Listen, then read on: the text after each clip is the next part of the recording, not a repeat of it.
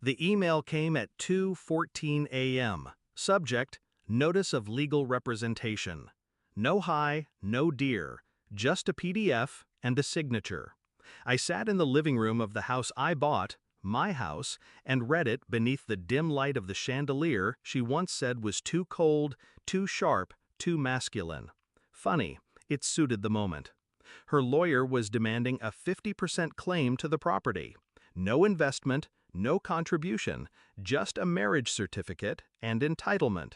I could hear her upstairs, breathing deeply, sleeping peacefully, as if she hadn't just fired a shot in a quiet war.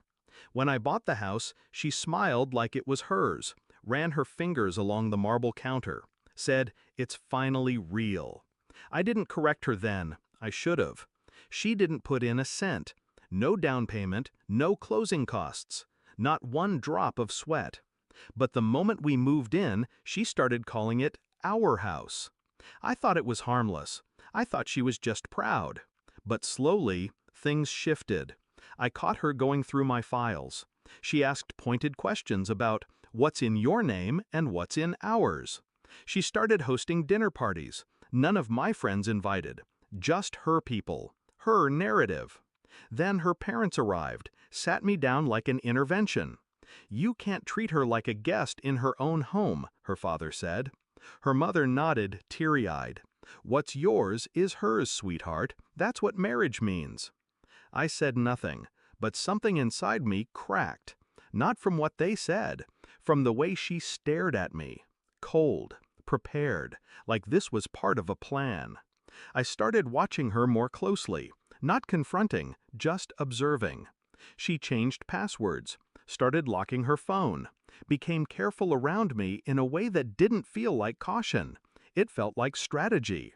I had the deed, titled solely in my name, a trust structure she didn't know about. But I wanted to know how deep this ran, so I pulled our financials. Quietly. She had opened a private account, transferred small amounts monthly from our joint account. Nothing big enough to trigger alarms, but steady. The name on the wire transfer? A man. The same man I saw her hugging in the parking lot 2 weeks prior. She said it was a cousin. I didn't ask questions. I just kept collecting answers. The final piece came from a friend at a title office. He ran a search I requested, on her cousin, and most importantly, on her father's real estate dealings. 3 months before her sudden push for deed access, her father quietly listed a secondary property under her name. She had equity waiting. She wasn't needing half my house. She wanted leverage. To sell, to cash out, to leave. The man she was wiring money to? A real estate lawyer. They weren't trying to live here. They were trying to take it. I waited until her lawyer invited us to mediation. She arrived in a soft beige coat, the color of neutrality, like she wasn't gutting the person sitting across from her.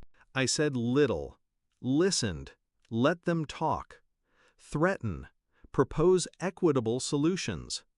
Then I opened my briefcase. Inside, a forensic audit of our accounts, a full record of the wire transfers, photos, screenshots, transaction logs, and the trust documents showing the property wasn't mine personally, but owned by an entity she had no legal claim to.